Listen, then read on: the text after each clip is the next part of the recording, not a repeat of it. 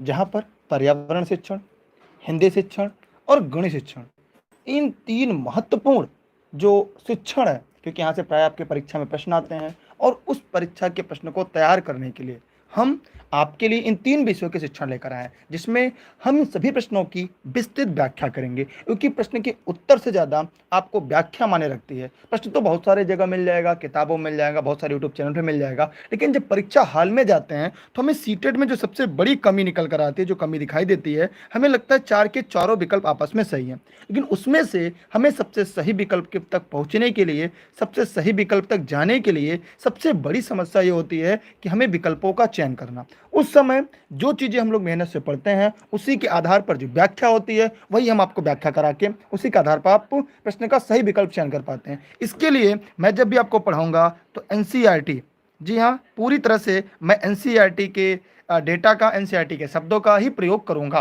तो जो साथी एनसीईआरटी की सीरीज पढ़ रहे होंगे, जिन्होंने एनसीईआरटी की तैयारी की होगी, वह ऐसे प्रश्नों को आसानी से कर लेंगे, आसानी से समझ पाएंगे। ठीक है, तो बिना देरी किए मैं आगे बढ़ रहा हूं एक एक प्रश्न की तरफ। वीडियो थोड़ा सा बड़ा होगा क्योंकि मैं आपको व्याख्या के लिए पढ़ाऊंगा। अगर आप सिलेक्शन के लिए पढ़ना चाहते हैं तभी वीडियो को अंत तक देखिएगा, वरना अगर आप सिलेक्शन या बेहतर स्कोर नहीं चाहते थे, वीडियो आपके काम का नहीं है, क्योंकि वीडियो काफ़ी बड़ा होगा और आपके लिए महत्वपूर्ण भी होगा। हम आगे बढ़ रहे हैं एक एक प्रश्न की तरफ। पहला प्रश्न आपके सामने डिस्प्ले पे दिख रहा है। जी हाँ, ये ई लर्निंग विद दुर्गेश की है क्लासेज है।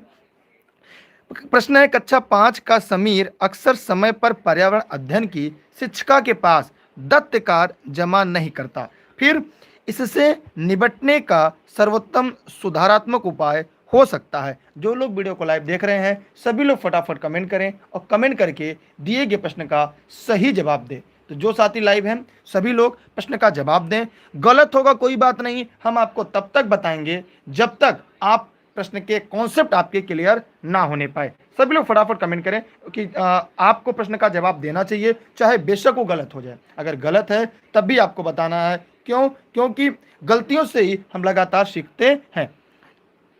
देखिए, यहाँ पे इस प्रश्न का उत्तर जो है मैं इसकी व्याख्या करने जा रहा हूँ। व्याख्या में हम लोग आराम से पढ़ेंगे, इस बात के विषय में प्रधानतः सूचित करेंगे। जी नहीं, देखिए, बच्चा कोई भी गलती करता है, बच्चा काम करता है, बच्चा नहीं करता है, पढ़ता है, नहीं पढ़ता है, या आपकी कक्षा में शरारत करता है, हमें उसकी शिकायत न प्रधानाचार्य से नहीं करनी है। हमें उसे दंड देने के बारे में किसी प्रकार का नहीं सोचना है, चाहे वो दंड सकारात्मक हो, चाहे वो दंड नकारात्मक हो। इसलिए यहाँ पर यह प्रश्न का विकल्प गलत हुआ। फिर उसे खेल कूद की कक्षा में जाने से रोकना, ये भी नहीं करना। मैंने आपको ऊपर बताया कि आपको ये क्या कहता है, ये एनसीएफ 2005 है, ये एनसीईआरटी का। अगर आपने पेड क्लास में आपने नोट्स लिया होगा या तो आपने पेड क्लास में पढ़ा होगा, तो एनसीएफ 2005 में इसका साफ साफ जिक्र किया गया है। फिर अनियमितता के कारण पता करना, समीर को परामर्श देना, उसकी अनियमितता के बारे में अभिभावकों के लिए एक नोट लिखना। देखिए, उसे डांट खिलाना, उसे मारना, ये तो नहीं होगा ना, यहाँ पे ये गलत। अब यहाँ पर दिए गए प्रश्न का उत्तर क्या होगा? सी, माने उसके बेचारे के बारे में जानना, वो क्यों नहीं कर पा रहा है, आखिर वो दत्त कार्य जो उसको दिया जा रहा है आखिर ऐसा क्यों नहीं करता। उसके लिए समीर की जो अनियमितता है उसको पता लगाइए, फिर उसके सुधार करिए। उसे लिख नहीं पाता, कॉपी नहीं है, कलम नहीं है, समझ में नहीं आता, उसकी भाषा नहीं समझ में आती है, वो पढ़ नहीं पाता, घर में कोई दबाव है। मतलब हमें उसके स्वास्थ्य के बारे में, घरेलू अन्य सभी के बारे में उसके अनियमितता का पता लगाना है, न कि शिकायत करना है। एक बात याद रखिएगा, जितने लोग इस वीडियो को लाइव देख रहे हैं मेरी बात को गौर से सुनिएगा। देखिए, जो मैं पढ़ा रहा हूं ये जरूरी नहीं है यहां से प्रश्न हुबहू आए, लेकिन इस बात की 110% गारंटी है कि जो मैं व्याख्या कर दूंगा, अगर यह व्याख्या आपके दिमाग में बैठी रहेगी तो सीटेट के पर्यावरण में 30 में 28 आप जरूर करके आएंगे। इस बात की मेरी गारंटी। अगर ऐसा ना हो इस चैनल को छोड़कर आप चले जाइएगा। मैं 100% गारंटी के साथ इस बात की व्याख्या करता हूं कि प्रश्न इसके बाहर नहीं आएंगे। मैं आगे बढ़ रहा हूं अगले प्रश्न की तरफ। अगला प्रश्न आपके सामने है, शायद आपको दिखाई दे रहा होगा और मेरी बात आपको सुनाई भी दे रही होगी। यहाँ पे प्रश्न है, सभी लोग इस वीडियो को लाइक नहीं किया, जिन्होंने पहला काम लाइक कर ले और लाइक करने के बाद वीडियो को सभी साथी को शेयर कर दे। देखिए, आपको पैसे नहीं लेंगे लेकिन मेरे जो चीज़ें वो लोगों तक पहुंच जाएंगी। यहाँ पर कह रहा है यह पढ़ाते समय कि कुछ समय के लिए खाद्य पदार्थ जो होते हैं, खाने वाले पदार्थ को कैसे ताज़ा रखा जाए, माने जो हम लोग खाद्य पदार्थ जो खाते हैं उसे कुछ समय के लिए ताज़ा रखा जाए। राधा अपनी कक्षा में निम्नलिखित अनेक तकनीकी की परिगणना करती है। आइए देखते हैं राधा कौन कौन तकनीकी करती है। पहले वो कहती है कि उसे कटोरी में रखती है, कटोरी को खुले बर्तन में रख देती है जिससे ठंडा पानी है। पहले क्या करती है, उसे कटोरी में रखती है, कटोरी को खुले बर्तन में रख देती है जिसमें ठंडा पानी है। जैसे प्राय हम लोग कोई वस्तु जल्दी में ठंडा करने के लिए रखते हैं। उसे गीले कपड़े में लपेट देती है, उसे धूप में खुला छोड़ देती है, फैला देती है। उसे छोटे छोटे टुकड़ों में काटती है और अंधेरे में रख देती है। अब यहाँ पर है कि उपरोक्त बी, बी का मतलब समझ रहे हैं आप लोग, यहाँ पर जो प्रश्न दिया गया है वो बी का मतलब इसको कह रहा है कि जो बी उससे गीले कपड़े में लपेट, माने किस चीज को, कौन से खाद्य पदार्थ को, या कौन सा खाद्य पदार्थ है जिससे अगर हम गीले कपड़े में लपेट दे तो उसकी जो मुरझाने का समय, जो उसका कार्यकाल एक तरह से कहें, जो उसकी आयु है वो थोड़ी सी बढ़ जाए। तो बताइए सभी लोग कमेंट करके वो क्या है। देखिए प्रश्न को समझना बड़ी बात है। अब आप लोग कहेंगे सर इस तरह के प्रश्न अगर परीक्षा में आएंगे तो आप कैसे करेंगे? बहुत ही आसान करेंगे। हमें पहले क्या समझना है? सीटेट की भाषा समझना है, सीटेट के प्रश्न का तरीका समझना है, उसके बाद स्कोर करना है। तो यकीनन आप ऐसे प्रश्न को आसानी से कर लेंगे। अब हम क्या करेंगे कि पका हुआ चावल, अगर चावल को कपड़े में लपेट देंगे तो ठंडा हो जाएगा और जल्दी से खराब हो जाएगा। प्याज और लहसुन, प्याज और लहसुन को अगर हम कपड़े में लपेटेंगे तो खराब हो जाएगा।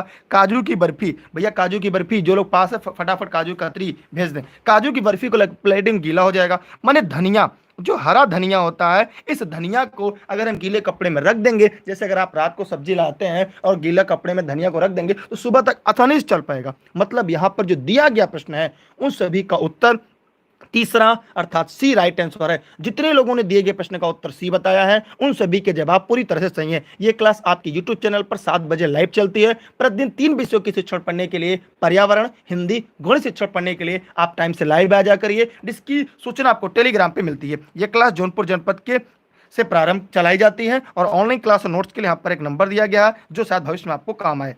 मैं आगे बढ़ रहा हूं अगले प्रश्न की तरफ। अगला प्रश्न आपके लिए शायद सरल है और महत्वपूर्ण भी है और मैं उम्मीद करता हूं आप इसे देख भी पा रहे होंगे। यहां पर कह रहा है कि कक्षा 5 के विद्यार्थी को घर्षण, घर्षण तो आप जानते हैं, मैं भी आगे इसको बताता हूं, ठीक है। घर्षण प्रकरण माने एक पाठ को पढ़ाते समय शिक्षिका, शिक्षिका कोई भी हो सकती है, जिसे सोनी मोनी कोई भी हो सकता है, जितने लोग लाइव देख रहे हैं इसमें से कोई भी हो सकता है, ठीक है। प्रकरण पढ़ाते समय शिक्षिका यह समझाने के लिए अनेक उदाहरण देती हैं कि घर्षण हमारे लिए कई तरह से उपयोगी हैं। उनके द्वारा दिए गए निम्नलिखित में से कौन सा उदाहरण गलत है? मान लीजिए आप एक शिक्षिका हैं, जैसे जो लोग भी लाइव देख रहे हैं, कोई भी लाइव हो, अगर आप लोग, हाँ बीपी, जैसे बीपी जी हैं, यही बच्चों को पढ़ा के शिक्षिका की बात हो रही, कोई शिक्षिका हो, जैसे आप सोनी जी हैं, मान लीजिए आप सोनी जी हैं और वो बच्चों को घर्षण पढ़ा रही हैं। इन्होंने 4 प्रकार के एग्जाम्पल दिया है घर्षण को समझाने के लिए। अब इसमें से कौन सा गलत है, कौन सा गलत है, यही आपको बताना है। माने 3 सही है और 1 गलत है, वही आप लोग को फटाफट कमेंट करना है और कमेंट करके दिए गए प्रश्न का सही जवाब देना है। जो लोग इस वीडियो को लाइव देख रहे हैं सभी लोग फटाफट कमेंट करें। यार आप लोग वीडियो को लाइक कर सकते हैं, वीडियो को शेयर कर सकते हैं, फेसबुक पे डाल दीजिए, अपने फेसबुक की व्हाट्सएप पे स्टेटस पर, ग्रुप में, अपने फेसबुक ग्रुप में, जितना हो सके लोगों तक पहुंचाइए। इतनी कृपा आप करिए, यकीनन आप सीटेड अच्छे अंकों से क्वालिफाई होंगे, ठीक है। यहाँ पर देखिए मैं आप बताता हूँ, यहाँ पे एक मैं प्रश्न को बता रहा हूँ। पेन की जो नोक होती है वो पेपर के बीच होने वाले घर्षण के कारण हम लिख पाते हैं। अगर प्लेन पेपर पूरा हो, अगर उस पर लिखना चाहे तो पेन हमारा नहीं लिख पाएगा। उसमें जो पेन में निब में कहते हैं हम लोग छर्रा लगा होता है, वो घर्षण बल के कारण ही हम क्या करते हैं, लिख पाते हैं। माने उन्होंने सही उदाहरण दिया। हम जो जूता और जमीन के बीच होने वाला घर्षण के कारण चल पाते हैं। अगर जूता या चप्पल हमारा प्लेन हो जाए, उसमें डिजाइन खत्म हो जाए तो घर्षण बल नहीं लगेगा, हम स्लिप कर कर गिर जाएंगे। माने ये भी उदाहरण उन्होंने सही दिया। फिर आगे देखेंगे, ब्रेक लगाने पर वहां रुक जाता है। जब हम ब्रेक लगाते हैं तो जो गाड़ी के टायर होते हैं, साइकिल टायर, रुक जाते हैं, लेकिन जब साइकिल के टायर घिस जाते हैं हम लेके किसी के साथ भिड़ जाते हैं। मतलब ये भी सही है। लेकिन कह रहा ऊर्ध्वाधर रूप से फेंकी गई वस्तु के घर्षण कारण हमारे पास वापस आती है, यह गुरुत्वाकर्षण है। ये क्या है? ये उन्होंने किसका उदाहरण दिया? गुरुत्वाकर्षण, ये गुरुत्वाकर्षण के कारण दिया। तो भैया यहाँ पर जिन्होंने ये उदाहरण दिया था उनके उदाहरण क्या थे? यहाँ पर एग्जाम्पल जो थे वो क्या थे? गलत थे। इसलिए दिए गए प्रश्न का जो सही उत्तर है वो सी का राइट आंसर है। जितने लोगों का सी बताया था उन सभी के जवाब पूरी तरह से सही है। जितने लोग इस वीडियो को लाइव देख रहे हैं उन लोग, जितने लोगों ने लाइक शेयर किया है, भगवान करे पहली बार में केवल सीटेट ही ना क्वालिफाई करे बल्कि अध्यापक पात्रता परीक्षा भी उत्तीर्ण करने के बाद जल्दी से अपने पद की तरफ पहुंचे। मैं आगे बढ़ रहा हूं अगले प्रश्न की तरफ। मैं थोड़ा सा, अगर आप शेयर करेंगे, संख्या अच्छी होगी तो मैं अच्छे से समझा रहा हूँ। मैं काफ़ी लंबा पढ़ाऊंगा, वरना फिर हम भी आप ही लोग की तरह करेंगे। जब आप लोग को शेयर करने में, लाइक करने में पैसा लगता है तो। पानी के साथ प्रयोग करते हुए ज्योति यह देखती है कि स्टील की खाली कटोरी पानी पर तैरती है। स्टील की जो खाली कटोरी है वो पानी पर तैरती है, लेकिन लोहे की एक छोटी सी कील डूब जाती है। ये कक्षा 5 के एनसीईआरटी में, कहाँ पर है ये? एनसीईआरटी कक्षा 5 में है और हमारे नोट्स में भी है ये। ठीक है, इस तथ्य द्वारा व्याख्यित क्या क्या, मतलब इस तथ्य के द्वारा क्या व्याख्या की जा सकती है। सभी लोग फटाफट कमेंट करेंगे, कमेंट करके दिए गए प्रश्नों का सही जवाब देंगे। ठीक है, क्योंकि रेस के घोड़े रेस में अच्छे लगते हैं, ठीक, खेत में नहीं।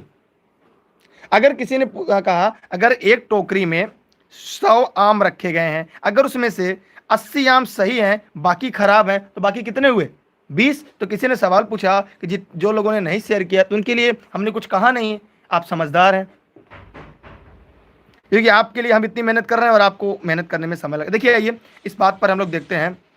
देखिए, लौह पानी की तुलना में भारी और स्टील पानी की तुलना में हल्का होता है। देखिए ये यहाँ पर थियरी, देखिए एक आर्किमिडीज, जैसे यहाँ पे सिद्धांत आपको नहीं बताना है लेकिन वैसे मैं सिद्धांत बता दे रहा हूँ आपको। जैसे आर्किमिडीज का सिद्धांत क्या था, जब किसी भी वस्तु को किसी भी जल में पूर्ण या आंशिक रूप से डुबोया जाता है तो वस्तु द्वारा जो हटाया गया जल होता है उसका भार और वस्तु का भार यदि बराबर है तो वस्तु क्या होगी? वस्तु क्या होगी? बराबर है तो वस्तु बीच में तैरेगी। ठीक, अगर उसके द्वारा हटाए गए जल के भार से कम है तो वस्तु ऊपर तैरेगी। कहाँ तैरेगी? ऊपर। लेकिन भारी है तो डूब जाएगी। क्या होगी? डूब जाएगी। अब यहां पर सेम कील और स्टील के साथ हो रहा है, मतलब यहां पर, ठीक है, यहां पर लगने वाला जो बल है यह गलत है, क्योंकि यहां पर देखिए स्टील की कटोरी पर लगने वाला बल उसके भार की तुलना में ज्यादा, जबकि लोहे कील पर लगने वाला बल उसके भार की तुलना में कम है। इसलिए दिए गए प्रश्न का सबसे जो उपयुक्त विकल्प होगा क्या होगा? सभी लोग फटाफट कमेंट करें और कमेंट करके जवाब दें।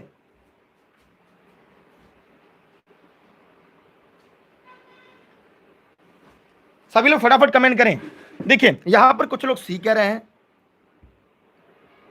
ठीक, यहां पर आप लोगों ने उल्टा बताया है, सी नहीं होकर इसका जवाब बी होगा। मेरी बात को गौर से समझिए, यहां पर बी होगा। लोहे की लगने वाला बल उसके भार की तुलना में ज्यादा है। मैंने कहा जब कोई वस्तु किसी जल में पूर्ण या आंशिक रूप से डुबोई जाती है उसके द्वारा हटाया गया जल के भार से यदि ज्यादा है तो डूब जाएगी। तो डूबने की बात कौन? बी कह रहा है।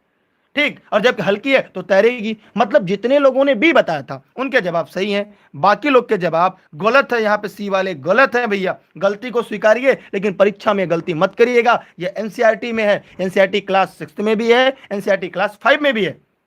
ठीक है, तो दोनों चीजें आप लोग समझते रहिएगा, क्योंकि आप लोग को अगर सिलेक्शन लेना है तो चीजों को स्पष्ट करना पड़ेगा। कुछ लोग कहते हैं सर कि क्लास की वीडियो काफी लंबी होती है इसलिए हम लोग लाइक नहीं करते, इसलिए हम लोग शेयर नहीं करते। भैया आपकी जिम्मेदारी, मेरा काम मैं अपना बेस्ट दे रहा हूं, मैं अपना काम ईमानदारी से कर रहा हूं, क्योंकि इसलिए मैं लगातार बेहतर करता हूं, ईमानदारी से करता हूं, सफलता के पथ पर आगे बढ़ रहा हूं। आप भी अपना काम ईमानदारी से करें। ठीक, मैं आगे बढ़ रहा हूं अगले प्रश्न की तरफ।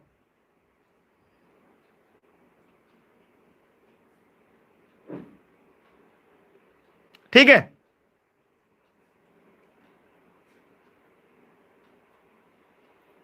अच्छा एक काम करते, 1 मिनट रुकिएगा थोड़ा सा। एक बार मैं दोबारा समझा दे रहा हूं, एक बार मैं दोबारा समझा दे रहा हूं। देखिए अगर यहाँ पे कोई बर्तन है, जैसे यहाँ पे कोई बर्तन है, इस बर्तन में हम पानी रख देते हैं। मैं आर्किमिडीज का सिद्धांत एक बार पढ़ा दे रहा हूं, मैं देख रहा हूं सकता है विकल्प मैंने गलत तो नहीं बताया, मैं एक बार देख ले रहा हूं।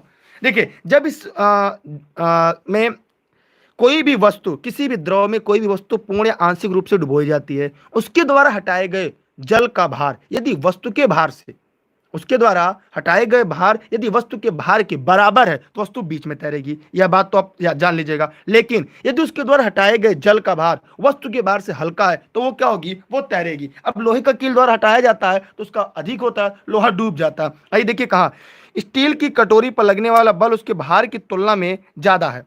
स्टील की कटोरी पर लगने वाला बल उसकी भार की जो तुलना में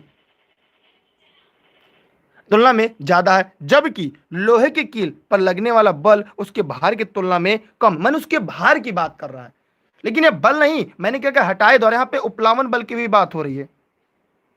ठीक है, उपलावन बल की भी बात हो रही है। इसलिए यहां पर दिए गए जो तथ्य है वो ये कह रहा है कि कील पर लगने वाला बल उसकी भार की तुलना में कम है, जिसकी वजह से कील क्या होता है? पानी में डूब जाता है। ठीक, इसलिए इसका उत्तर क्या होगा? बी होगा। एक बार आप लोग अच्छे से देख लीजिएगा इन दोनों में अंतर क्या है। यहां पर वस्तु द्वारा हटाए गए जल की भार है और यहां पे बल शब्द का प्रयोग किया है, यहां पर फोर्स शब्द का प्रयोग किया है। ठीक, इसलिए एक बार आप लोग और भी देख लीजिएगा, बी और सी में कंफ्यूजन आपका क्लियर हो जाएगा। ठीक, बल और हटाया गया द्रव का भार, ये दोनों चीजें अलग अलग होती हैं। मैं आगे बढ़ रहा हूं अगले प्रश्न की तुलना में। अगला प्रश्न आपके बीच है, शायद आपको दिखाई दे रहा होगा कि वायु प्रदूषण है, एयर पोल्यूशन प्रकरण को पढ़ाने के लिए चार अलग अलग विज्ञान शिक्षक चार तरह की शिक्षण पद्धति का प्रयोग करते हैं। निम्नलिखित में से सबसे बेहतर पद्धति कौन है? यहाँ पे जितने लोग लाइव देख रहे हैं, दीपक जी देख रहे हैं, और मुर्मा जी देख रहे हैं, और सोनी जी देख रहे हैं, और एकता जी देख रहे हैं, जितने लोग लाइव, मान लीजिए चार शिक्षक यहाँ आप लोग, चार शिक्षक वायु प्रदूषण को पढ़ा रहे हैं, लेकिन सबसे ज्यादा बेहतर तरीका किसका है वही बात आपको कमेंट करके बताना है। माने इनमें से सबसे बेहतर तरीका आपको किसका लग रहा है? जिसका लग रहा हो वो कमेंट करके सभी लोग फटाफट बताएं। माने चार लोग वायु प्रदूषण को, एयर पोल्यूशन को पढ़ा रहे हैं, चार में से आप भी हैं, आप अपने आप को मानिए आप भी चार में से एक हैं। बताइए सबसे बेहतर तरीका कौन सा है आपके पढ़ाने का? बताइए सभी लोग फटाफट कमेंट करके, जो लोग इस वीडियो को लाइव देख रहे हैं। भैया जी आप लोग कमेंट करके जवाब तो दे सकते हैं। शिवानी जी आप बताइए। भैया धर्मराज, रीना, गौरव, राहुल, प्रज्ञा, नुपुर, शबनम, श्वेता, कल्पना, जो भी लाइव हैं सभी लोग कमेंट कर। देखिए आइए मैं देखता हूं ध्यान से।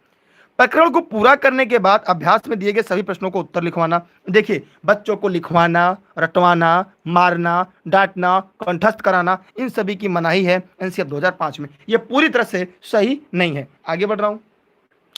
विद्यार्थियों को पाठ्य पुस्तक में प्रकरण का सस्वर पठन करने के लिए कहना और शब्दावली का अर्थ। देखिए मैंने कहा था शब्दावली याद करना, रटना, ये सारी जहां पे आ जाए वो तो आपका गलत।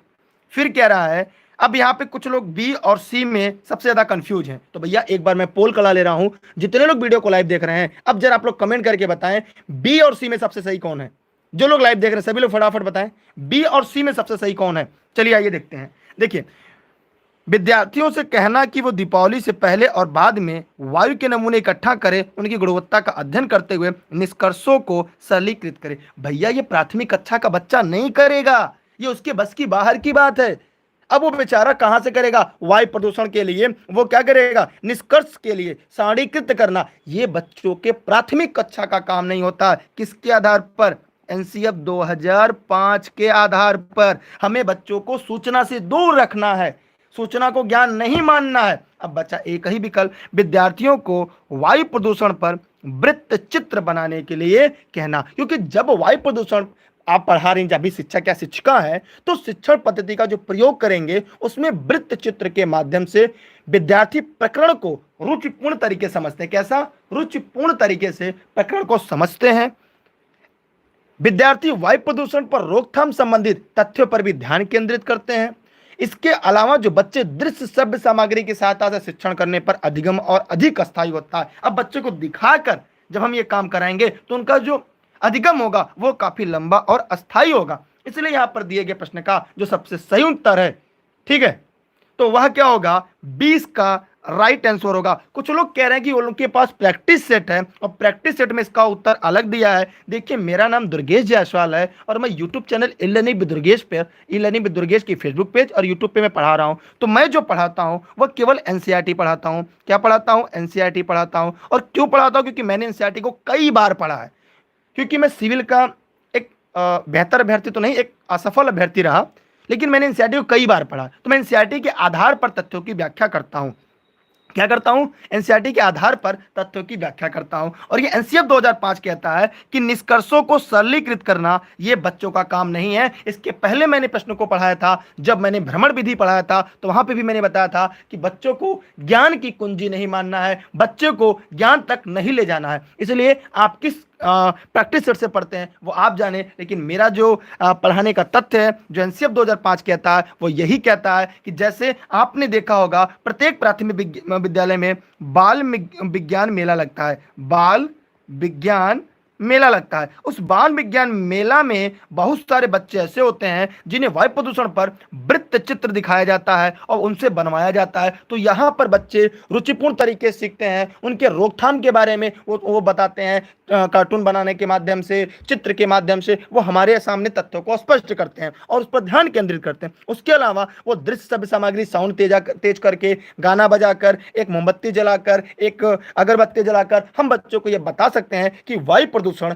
कैसे है, इस प्रकरण को कैसे पढ़ा जा सकता है। तो यहाँ पर दिए गए जो प्रश्न है उसका उत्तर क्या होगा? वह दूसरा राइट आंसर है मेरे आधार पर। मैं आगे बढ़ रहा हूं। ठीक है, यहां तक किसी के मन में कोई डाउट, कोई प्रश्न हो तो आप पूछ सकते हैं, लेकिन अगर विकल्प का हो तो भैया प्रैक्टिस सेट में कौन से पढ़ते हैं, आप प्रैक्टिस सेट को जाने, क्योंकि मैं आपको ई लर्निंग विद दुर्गेश की तरफ से बता रहा हूं। ठीक, इसलिए छोटे बच्चों के लिए सरलीकृत और निष्कर्ष नहीं होगा। अभी मैं पूछ दूं कि प्राथमिक कक्षा में अनुशासन होना चाहिए नहीं होना चाहिए, बताइए फटाफट कमेंट करके। मैं आगे बढ़ रहा हूं अगले प्रश्न की तरफ। यार आप लोग लंबा क्लास होती है और आप लोग इसी में लंबा कर देते हैं। चलिए यहां पर ध्यान से देखिएगा, एक शिक्षिका है, उस शिक्षिका आप में से कोई एक हो सकता है, शिक्षक कोई आप में से एक हो सकता है, तनावग्रस्त बच्चों की पहचान कर सकती है। यानी शिक्षिका तनावग्रस्त बच्चों माने उसके कौन से व्यवहार से आप ये जान जाएंगे कि बच्चा तनाव में है। जैसे हम ये जान जाते हैं कौन तनाव में है, कौन छोटी सी बात पर गुस्सा हो जाते हैं, कौन हर छोटी छोटी बातों को अपने ऊपर ले लेते हैं, वो समस्याओं को नहीं समझ पाते, वे तुरंत प्रतिक्रिया देना शुरू कर देते हैं। तो इनमें से भी बहुत सारे ऐसे लोग हो सकते हैं, लेकिन आप ऐसे लोग को कैसे पहचान करें? मैं तो पहचान कर लेता हूं, क्या आप भी ऐसे लोग की पहचान कर पाते हैं? अगर कर पाते हैं तो कौन सा विकल्प सही होगा? सभी लोग फटाफट कमेंट करें और कमेंट करके प्रश्न का जवाब दें। आराम से बताइएगा, मैं पूर्ण व्याख्या करूंगा। आपसे निवेदन है कि अगर आपको क्लास पसंद आ रही हो, क्लास समझ में आ रही हो, तो शेयर जरूर करिएगा, अपने स्टेटस पे डाल दीजिएगा, अपने व्हाट्सएप ग्रुप पे डाल दीजिएगा, फेसबुक पे डाल दीजिएगा। ठीक है, विद्या माई कसम है, सभी लोग वीडियो को लाइक और शेयर कर दें। जितने लोग लाइक कर रहे हैं वो जल्दी से सिलेक्शन मिले, और जितने लोग लाइक किए भगवान उनके ऐसे बुद्धि विवेक बनाए रहे। दोनों से पैसा नहीं मिलता, लाइक अनलाइक से, ये भी याद रखिएगा। आइए देखते हैं। देखिए यहां पर अति सक्रियता, अगर कोई बच्चा अति सक्रिय है इसका मतलब तनाव में है। जैसे कक्षा में जब कोई पढ़ाया जाता है, कोई बच्चा कहता है मैम मैं पहले बनाऊं, मैम मैंने बनाया है, मैम होमवर्क मेरा हो गया, मैम मेरा सवाल हो गया। अगर कोई बच्चा अति सक्रिय है, हाइपर एक्टिविटी वाला है, इसका मतलब ये नहीं हो तनाव। इसका मतलब क्या है? वह बच्चा प्रखर बुद्धि वाला है और वह विशिष्ट बालक के अंतर्गत आता है। ठीक है, यहां पर क्या होगा? यह उसके व्यवहार को नहीं बताता।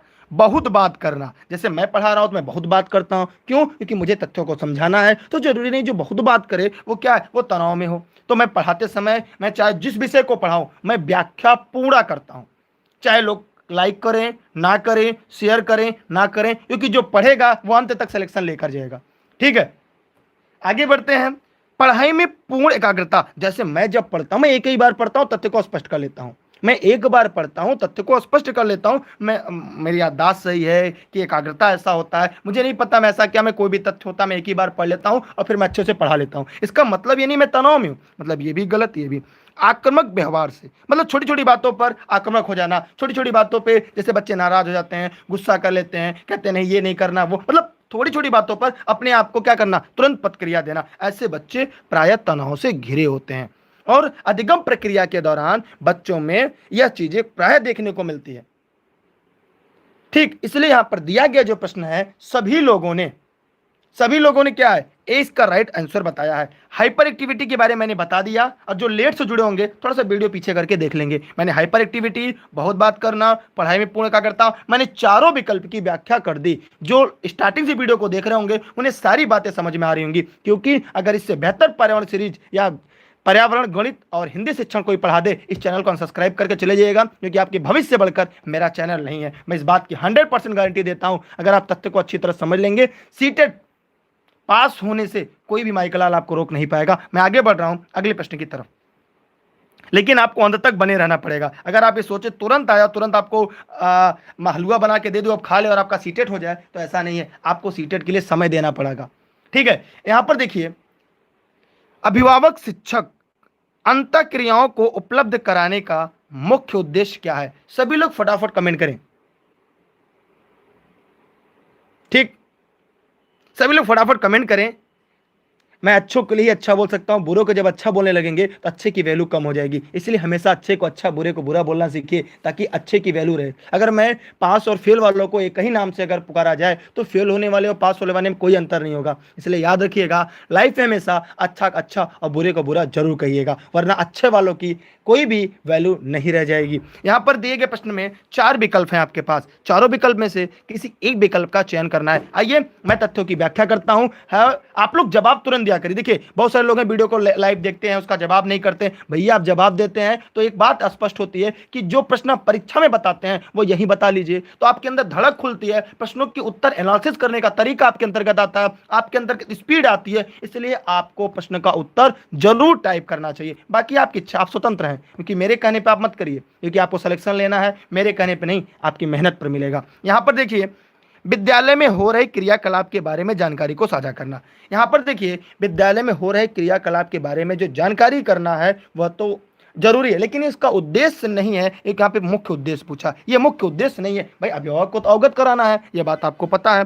फिर एक दूसरे की कमियां उजागर करना। मैंने आपको बताया है हमें बच्चों की गलतियों से सीखना है। यहाँ पर एक लेसन है अधिगम, जिसमें थांडाइक को आपने पढ़ा होगा। थांडाइक कहते हैं बच्चा गलती करके सीखता है। जैसे मैं आपको कहता हूं जितने लोग लाइव हैं, चाहे वो 150 हो चाहे 200 हो, जितनी भी संख्या हो, सभी लोग कमेंट करके जवाब जरूर दिया करें। ठीक, आगे एक दूसरे के साथ सामाजिक संबंध विकसित करना। देखिए संबंध विकसित करने से अभिभावक शिक्षक की अंतःक्रिया को उपलब्ध नहीं उद्देश्य होगा। पुनर्बलन और सुधार के लिए बच्चे की योग्यता और कमजोरियों के बारे में चर्चा करना। सभी बच्चे एक जैसे नहीं होते, कुछ मेरी तरह मंदबुद्धि बालक होते हैं, कुछ आपकी तरह प्रखर सामान्य बुद्धि बालक या बालिका होते हैं। तो सभी की जो बौद्धिक क्षमता है वो सभी की अलग अलग होती है। तो उनके बाद उनके पुनर्बलन में, उनके सुधार में बच्चों की योग्यता कमजोरी के बारे में चर्चा करना। आपके लड़के की ये कमजोरी है, उसका वीक पॉइंट है, ये उसका स्ट्रांग पॉइंट है। बहुत सारे लोग पढ़ने में बड़े तेज होते हैं, थोड़ी थोड़ी बातों पर बड़े बड़े मुंह बनाना शुरू कर देते हैं। तो ऐसे लोग भी आपको देखने को मिलेंगे, आपकी कक्षा में मिलेंगे। उन बातों को बच्चों के अभिभावक तक पहुंचना इसका मुख्य उद्देश्य है कि उनका जो बच्चा है आपकी कक्षा में क्या कर रहा है, ठीक है, और उसकी एक्टिविटी क्या है, और उसकी एक्टिविटी की सकारात्मक रिपोर्ट देना, उन पर उनसे चर्चा करना, उन्हीं कमियों को जानना, उन्हीं कमियों को सुधार करना। यह शिक्षक को करना है। कहां पर? एनसीईआरटी के आधार पर, एनसीईआरटी 2005 के आधार पर। मैं आगे प्रश्न की तरफ बढ़ रहा हूं। जितने लोग को क्लास समझ में आ रही होगी वाई कमेंट करें, जितने लोग को नहीं समझ में आ रही है वो यन कमेंट करें कि प्रतिदिन शाम को ई लर्निंग विद दुर्गेश पर जूनियर की प्राइमरी की classes e learning with Durgesh free चलती है। और सबसे बड़ी बात, ये जो क्लास चल रही है संस्कृत की भी 10:30 बजे से चलेगी, और 7 बजे से आपकी ईवीएस, गणित और हिंदी शिक्षण चलेगा, तीनों शिक्षण। उसके पहले विज्ञान, गणित और अंग्रेजी शिक्षण चलता है, फिर उसके बाद सीडीपी चलेगा। तो सारी क्लासेस क्रमवाइज चल रही है आपकी लर्निंग विद दुर्गेश पर। मैं आगे बढ़ रहा हूं अगले प्रश्न की तरफ। इन सभी क्लास के लिए आप लोग टेलीग्राम पे जुड़िए। जो लोग अभी तक टेलीग्राम पे नहीं जुड़े, डिस्क्रिप्शन में उसका नंबर होगा, टेलीग्राम पे वहां पे जुड़ सकते हैं। Online class, notes, video lecture भी ई लर्निंग विद दुर्गेश पर उपलब्ध है। सभी बड़े शहर, मैं आप लोग कहते होंगे सर पढ़ाते रहते हैं और यस या नो लिखने कहते हैं, क्योंकि मैं आपके दिमाग को हमेशा व्यस्त रखना चाहता हूं। जब आपका दिमाग व्यस्त रहेगा तो आप हमेशा नई चीजें करेंगे, आपके अंदर रचनात्मक गुण का विकास होगा और आप हमेशा बेहतर करने के लिए आगे बढ़ेंगे। सभी बड़े शहर सड़कों पर भारी संख्या में वाहनों के कारण वायु प्रदूषण की समस्या का सामना कर रहे हैं। ये तो हम लोग भी देखते हैं, जिसे हम जाम कहते हैं। पर्यावरण संरक्षण के लिए शहर के लोग व्यक्तिगत रूप से किस माध्यम का सहयोग, अपना सहयोग दे सकते हैं? सभी लोग फटाफट कमेंट करें, कमेंट करके जवाब दें। जो लोग इस वीडियो को लाइव देख रहे हैं सभी लोग इस प्रश्न का जवाब देंगे। टेलीग्राम पे डिस्क्रिप्शन में लिंक है, नहीं तो दुर्गेश सर सर्च करिएगा बिना स्पेस के, ई लर्निंग विद दुर्गेश से जुड़िएगा। ऑनलाइन क्लास और नोट्स के लिए 6306344367 पर व्हाट्सएप करके घर बैठे आप एनसीईआरटी पैटर्न के सभी नोट्स प्राप्त कर सकते हैं ऑनलाइन। ठीक,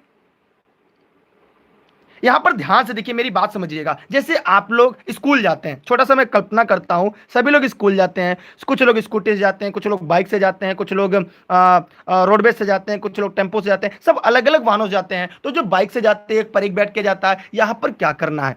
यहां पर एक ही बात करना है कि इनको कैसे प्रदूषण को कम किया जाए। तो भैया फटाफट कमेंट करें आप लोग। देखिए आइए इसके बारे में बात करते हैं। कुछ लोग विकल्प ए बता रहे हैं, पहले मैं ए पे चर्चा करता हूं। कह रहा है कि पर्यावरण सुरक्षित सीमा के लिए व्यक्तिगत वाहन की इंजन की नियमित जांच करना। देखिए व्यक्तिगत इंजन की जांच करना और ना करने से पर्यावरण पर, बड़े शहरों पर भारी संख्या में वाहनों का जो समस्या है पर्यावरण, वो खत्म नहीं हो पाएगी। इसलिए यह आप अपना सहयोग दे सकते हैं, यहां से सहयोग नहीं दे सकते। फिर कह रहा है आने जाने के लिए सार्वजनिक यातायात की व्यवस्था करना। यहां पर इसका उत्तर बी होगा। कैसे भी होगा, आइए मैं इसको अच्छे से डिफाइन करता हूं। जैसे कोई स्कूटी से जाता है, कोई बाइक से जाता है, कोई अपने बुलेट से जाता है, अलग अलग लोगों से अलग अलग तरह के लोग जाते हैं। मान लीजिए आपकी कक्षा में 40 लड़के पढ़ते हैं, पता चला 10 लड़कियां स्कूटी से 5 लड़के बाइक से आते हैं, बाकी कुछ लोग अपने साइकिल से आते हैं, अगर ये 10 स्कूटी से आते हैं, 10 के धुएं, 5 के 15 के धुएं निकलेंगे। अगर ये एक बस से आते या एक टेम्पो से आते तो एक टेम्पो से प्रदूषण होता, बाकी से नहीं होता। तो वहां पर क्या है, सार्वजनिक वाहन का प्रयोग करना। जी हाँ, जूनियर की क्लास प्रैक्टिस सेट लगातार चलती है, उसकी क्लास की टाइमिंग सर कितने बजे है? और टेलीग्राम पे मुझे ध्यान नहीं आ रहा है, शायद 5 बजे से क्या, जूनियर नहीं 5:30 बजे से, जूनियर क्लास 5:30 बजे से। ठीक है, तो यहां पर आप लोग ध्यान दीजिएगा, दिए गए प्रश्न का जो सबसे उपयुक्त विकल्प है वो यहां पर 20 का राइट आंसर है। क्या जितने लोग वीडियो को लाइव देख रहे हैं सबको समझ में आ गया? अगर सबको समझ में आ गया तो भैया संख्या कम क्यों हो रही, इसका मतलब आप लोग निष्क्रिय हो हैं और क्लास में सक्रिय होना चाहिए। क्योंकि अगर क्लास में आपके शोरगुल नहीं हो रहा है, क्लास में अगर आपका अनुशासन है, इसका मतलब आपकी अच्छी शिक्षण विधि नहीं, आप अच्छे शिक्षक नहीं है। क्लास में शोरगुल होना चाहिए, क्लास में अनुशासन नहीं रखना चाहिए बच्चों को। ये प्राथमिक विद्यालय कैंसीएफ 2005 कहता है। शेयर करिए यार, संख्या बढ़नी चाहिए।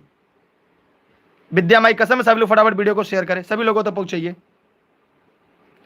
चलिए एक छोटा सा प्रश्न है और मैं उम्मीद करता हूं ये प्रश्न आप सभी लोग बता लेंगे, जितने लोग वीडियो को लाइव देख रहे हैं, जितने लोग इस वीडियो को लाइव देख रहे हैं।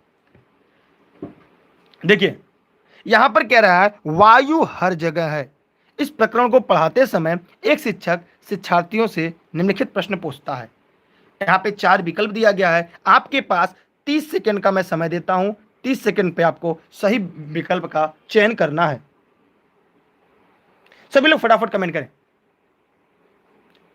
देखिए किसी भी क्लास के लिए आपको टेलीग्राम ज्वाइन करना पड़ेगा और टेलीग्राम डिस्क्रिप्शन में वीडियो के दिया है, नहीं तो आप दुर्गेश सर बिना स्पेस के सर्च करके ई लर्निंग विद दुर्गेश को ज्वाइन कर लीजिएगा, यही लोगो आपको मिलेगा लगा हुआ। ठीक, और वहां पर सभी क्लास की टेलीग्राम पे लिंक सब कुछ मिल जाएगी। बिना समय गंवाए आप लोग वीडियो को शेयर करिए, लोगों तक पहुंचाइए। अगर आपको लग रहा है कि मैं बेहतर पढ़ा रहा हूं, आप यहां पढ़कर सीटेट बेहतर अंकों से क्वालिफाई हो सकते हैं, तभी पढ़िएगा। ठीक, चलिए फटाफट टेलीग्राम ज्वाइन करेंगे और सभी जानकारी मिल जाएगी। क्योंकि आप जानकारी मत लीजिए, क्लास पढ़िए, समय बहुमूल्य है, जानकारी लेने के लिए टेलीग्राम है। चलिए फटाफट बताइए क्या होगा। चलिए ध्यान दीजिएगा, अब मैं एकदम आराम से इसको समझा रहा हूं, एकदम बढ़िया से। किसके आधार पर? एनसीईआरटी के आधार पर। अच्छा कुछ लोग ऑनलाइन क्लास, देखिए ऑनलाइन क्लास के लिए 6306344367 पर व्हाट्सएप करके ऑनलाइन क्लास नोट संबंधित आप जानकारी यहां से लेंगे। अब मैं यहां पे बता रहा हूं, देखिए क्या मृदा में वायु है? अभी बच्चा जिसे मैं पूछूंगा कि मैं आपसे पूछा, ठीक है, ठीक है, यहां पर ध्यान से देखिएगा, क्या मृदा में वायु है? एक बड़ा प्रश्न है। जैसे मैंने आपसे पूछा कि क्या मृदा में वायु है, तो आप क्या करेंगे? आप उसमें क्या करेंगे? इसका वर्गीकरण करेंगे, संवेगात्मक करेंगे, अवलोकन करेंगे, उस पर चिंता करेंगे, सोचेंगे हाँ यार मृदा में वायु है कि नहीं है। अगर नहीं है तो केचुआ जो होता है वो जमीन में कैसे रहता है, चूहा जमीन के अंदर कैसे जिंदा रहता है? इसका मतलब कि क्या है, उसमें वायु है। फिर क्या पानी के अंदर वायु है? अगर पानी के अंदर वायु नहीं है तो उसमें ऑक्सीजन कैसे है? अगर ऑक्सीजन नहीं है तो गलफड़े से सांस कैसे लेती है मछलियां? इसका मतलब बच्चे सोचेंगे यार पानी में वायु है तभी तो लोग जिंदा है, इसलिए वो सोचेगा हाँ, इसमें चिंता करेगा। क्या हमारे शरीर में भी वायु है? अब बच्चा क्या करेगा? अपने मुंह से फूकेगा, जब फूकेगा तो गुब्बारा फूल जाएगा। हथेली पर जब हवा मारेगा उसको क्या पड़ेगा? भार पता चलेगा, तो जानेगा हाँ यार हमारे शरीर में भी तो वायु है। फिर इसका मतलब ये भी सही है, क्या हमारी हड्डी में भी वायु है? क्या हमारी हड्डियों में भी वायु है? इस विषय के लिए है या नहीं? शायद नहीं है। इस विषय के लिए बच्चा क्या करेगा? चिंतन करेगा। मतलब यहां पर दिए गए प्रश्न का जो सही उत्तर है वो क्या होगा? 20 का राइट आंसर है। माने बच्चे को चिंतन करना है, बच्चा सोचेगा। ठीक, यहां पर क्या होगा? बच्चे को चिंतन करना है। जैसे मैं कह दूं, अगर आप शिक्षक हैं और बच्चों को यह पढ़ाना है कि वायु में भार होता है तो कैसे पढ़ाएंगे? एकदम आसान तरीका। बच्चों को कैसे पढ़ाएंगे? वायु में भार होता है। क्योंकि अगर केवीएस के इंटरव्यू में यह प्रश्न पूछा जा चुका है, अगर आपने केवीएस, क्योंकि मेरे यहां से काफी लड़के जो सिलेक्ट हुए हैं, ठीक है, तो केवीएस के इंटरव्यू में पूछा गया था पिछली बार कि वायु में भार होता है, अगर एक अध्यापक है तो कैसे पढ़ाएंगे? एकदम आसान तरीका मैं बता रहा हूं, ध्यान से सुनिएगा। ये आपके सीटेट में भी काम करेगा, केबीएस के इंटरव्यू में भी काम करेगा। ठीक, ये मेरी बात को ध्यान समझिए। देखिए उन्होंने कहा कि जैसे बच्चे जब दीपावली खत्म होती है तो यहाँ पर जो दीप जला जाते हैं उससे बच्चे क्या करते हैं? प्रायः तराजू बनाते हैं। क्या बनाते हैं बच्चे? प्रायः क्या बनाते हैं? तराजू बनाते हैं। तो एक काम करिए, 2 गुब्बारे लीजिए, क्या करिए, 2 गुब्बारे लीजिए, उनको समान मात्रा में फुला लीजिए, और फुलाने के बाद क्या करिए, उन्हें एक डंडे में के दोनों छोर पर बांध दीजिए। क्या करिए, डंडे के दोनों छोर पर बांध दीजिए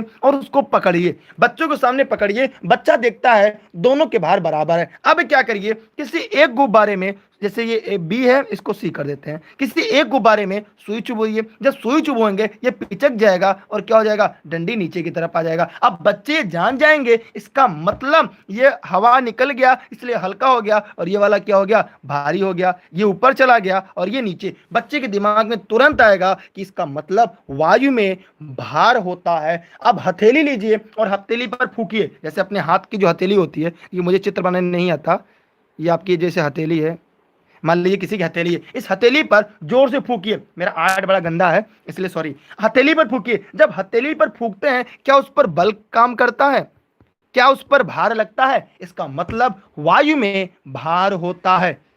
ठीक है, यहां तक क्लियर हुआ कि अवलोकन का मतलब क्या है। आइए, मैं किसी ने पूछा कि अवलोकन के बारे में भी समझाइए। ठीक है, तो मैं अवलोकन के बारे में भी यहां पे स्पष्ट कर देता हूं। ठीक है, आइए मैं अच्छे से स्पष्ट कर रहा हूं भैया, आप लोग शेयर कर देंगे, आपकी संख्या कम हो जा रही है बढ़ने की जगह, आप लोग बढ़ाइए संख्या। मैं आपको अवलोकन ही पढ़ा रहा हूं। अवलोकन क्या है, आइए मैं ध्यान से बता रहा हूं।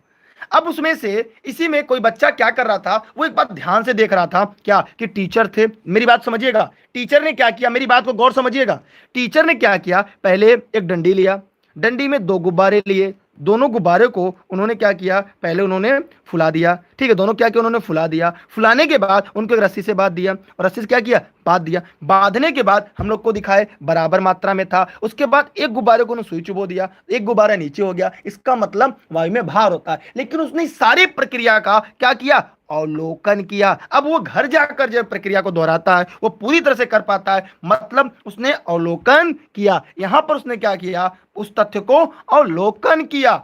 जैसे बीज को बोने के बाद पेड़ तक कैसे बनता है, बच्चे को हर एक स्टेप के बारे में जानकर लिखकर समझना जो है वो अवलोकन करना है। अब कहेंगे सर ये वर्गीकरण क्या है, इसे क्लासिफिकेशन कहते हैं। जैसे कक्षा में कह दिया जाए कि कितने लड़के ऐसे हैं जितने लोग टिफिन लाए हैं, कितने लोग टिफिन नहीं लाए हैं, कितने लोग रोटी लाए हैं और कितने लोग सब्जी लेकर आए हैं, सभी को अलग अलग बताओ। तो कहते हैं सर 5 लोग रोटी लाए हैं, 5 लोग चावल लाए हैं, 3 लोग टिफिन नहीं लाए हैं, 2 लोग मैगी लाए हैं, सर 8 लोग ब्रेड लाए हैं। इस प्रकार बच्चों ने चीजों को अलग अलग किया मध्याह्न भोजन के आधार पर। इसका मतलब ये हो गया कि बच्चों ने वर्गीकरण किया, बच्चों ने क्लासिफिकेशन किया।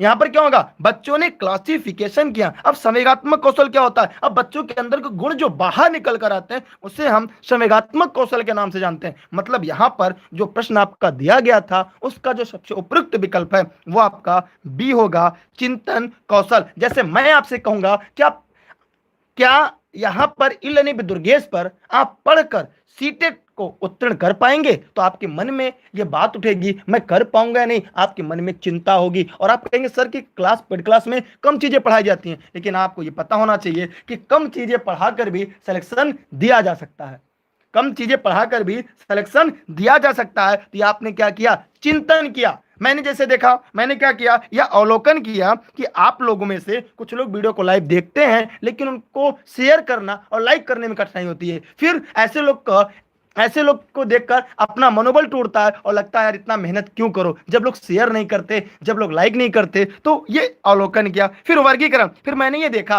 कि कुछ लोग केवल टाइम पास करने आते हैं, आएंगे और चले जाएंगे, कि कुछ बच्चे ऐसे होते हैं जो पूरी ईमानदारी से पूरी मेहनत से पढ़ते हैं और प्रतिदिन क्लास में टाइम से आते हैं और 10-10 लोगों को प्रतिदिन कक्षा के बारे में बताते हैं। फिर मैंने क्या किया, उनका वर्गीकरण किया, उनका क्लासिफिकेशन किया। फिर संवेगात्मक कौशल, फिर मैंने क्या किया कि इन सबको देखने के बाद मुझे लगा यार किसी कैरियर से नहीं खिलवाड़ करना चाहिए, लोग पढ़ें या ना पढ़े, मुझे हर प्रश्न की विस्तृत व्याख्या करनी चाहिए। इसके लिए मुझे लाइव आने के बाद मुझे उनके जीवन के से खिलवाड़ ना करके हमें तथ्यों को व्याख्या करना चाहिए, क्योंकि उनकी कैरियर से बढ़कर हमारी क्लास नहीं है। इसको हमने क्या किया, संवेगात्मक कौशल लिया। इस प्रकार हमने चारों विकल्प के बारे में बता दिया। अब मैं बढ़ रहा हूं अगले प्रश्न की तरफ।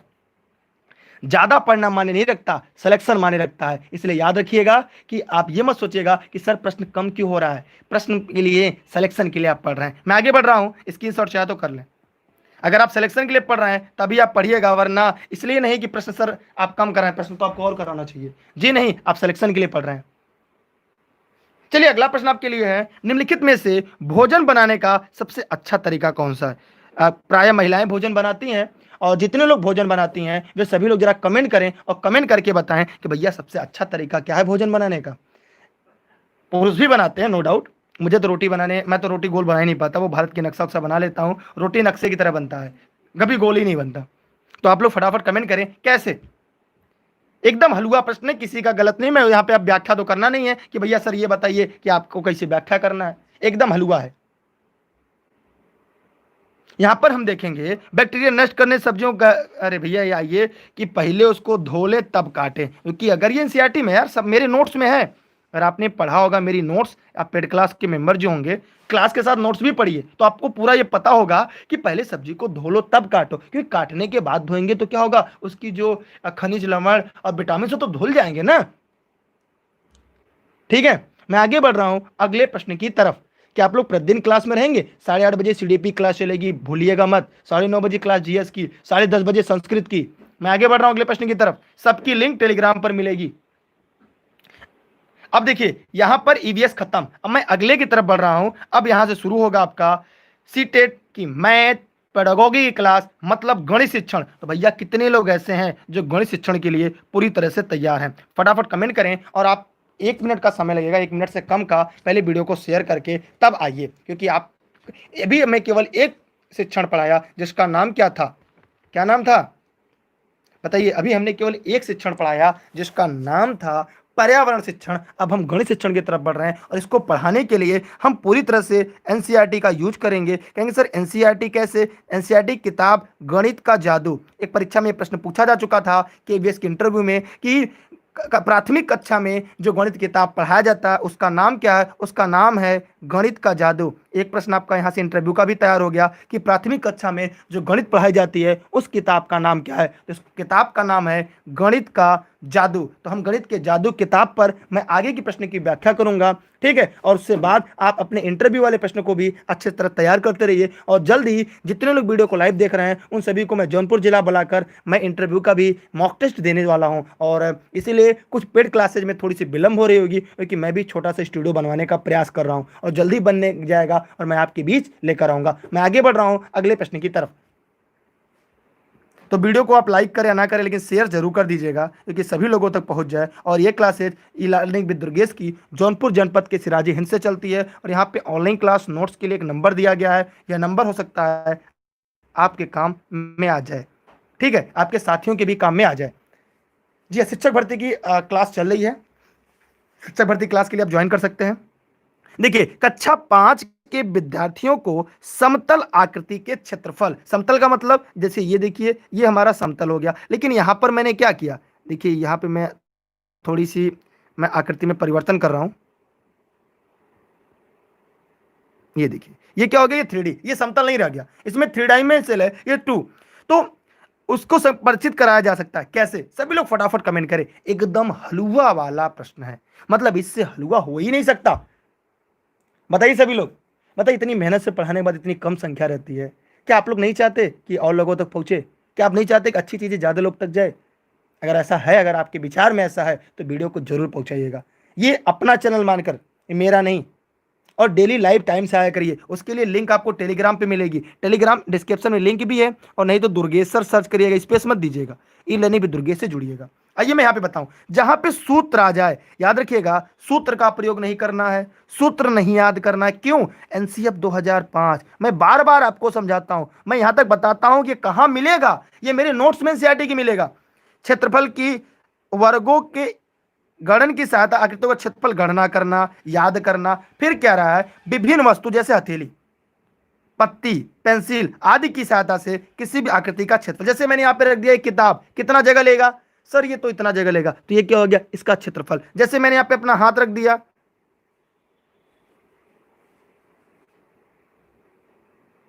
ठीक है, मैंने यहाँ पे हाथ रख दिया, तो ये हाथ कितना जगह लेगा? ठीक है, मैंने यहाँ पे पेंसिल रख दी, मैंने यहाँ पे पेंसिल रख दी, अब मैं कह दिया ये कितना जगह लेगा, तो पत्ती रख दिया, हमने कॉर्ड रख दिया, तो कितना जगह लेगा, यह बच्चों को पहले बताना है, ये क्षेत्रफल लेगा। तो इसलिए यहाँ पे जो प्रश्न का उत्तर होगा वो चौथा या डी का राइट आंसर होगा।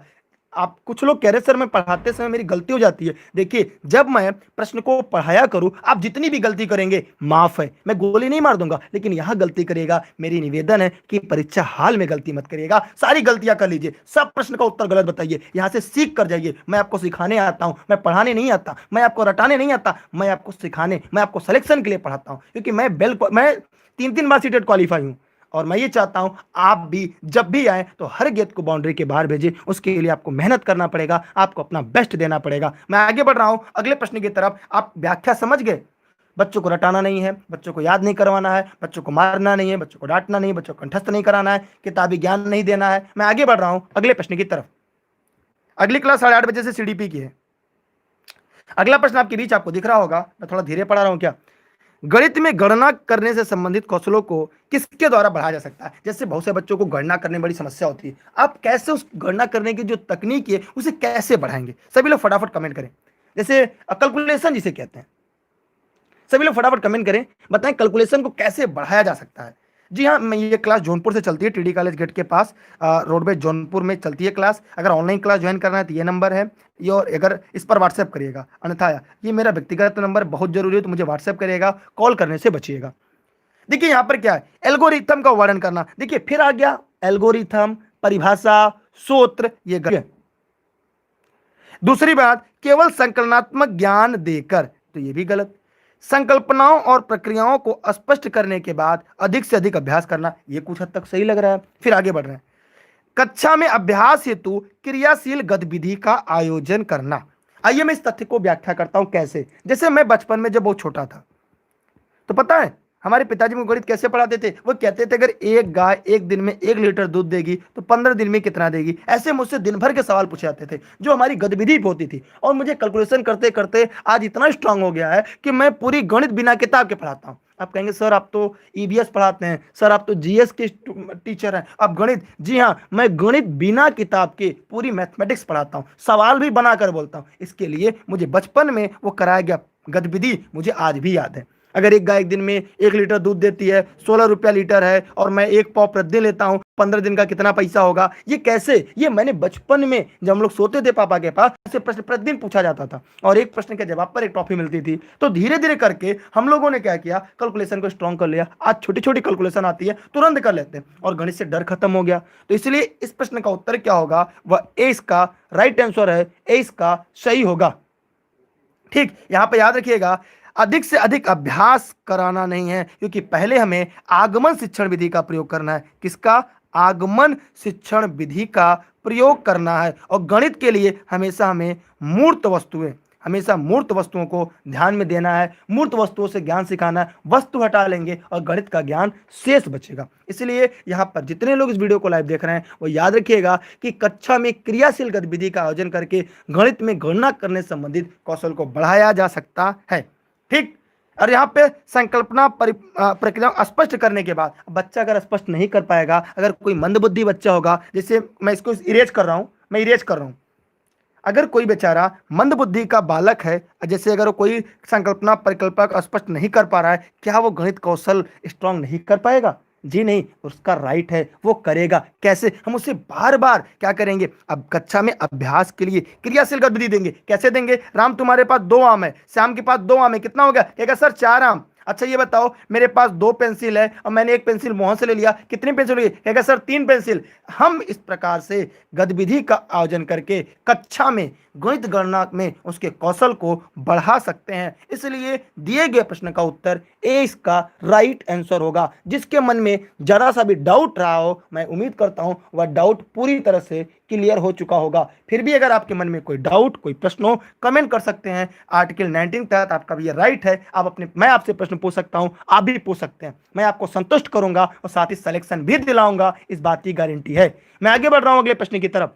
और आप पढ़े लिखे अध्यापक हैं, मेरी क्लास को पूरा अटेंड किया करिए, और एक क्लास लेने के बाद अगर आपको लगे कि मैं पढ़ा रहा हूं, उससे आप सेलेक्ट हो जाएंगे तो पढ़िएगा, वरना क्लास को छोड़ दीजिएगा।